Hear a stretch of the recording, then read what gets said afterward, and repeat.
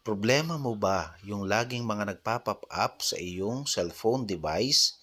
Nadidistract ka na sa mga ads na nagno-notify lagi at nalabas na lang sa iyong cellphone habang ikaw ay nagfi-Facebook o nagamit ng Messenger. Okay, ito na ang ating solusyon dito. Click mo lang ang setting. Pagka-click mo sa setting, hanapin mo lang itong connection and sharing. Click mo lang yan, then hanapin mo yung private DNS. Pagka-click mo sa private DNS, ayan, select mo lang yung specified DNS.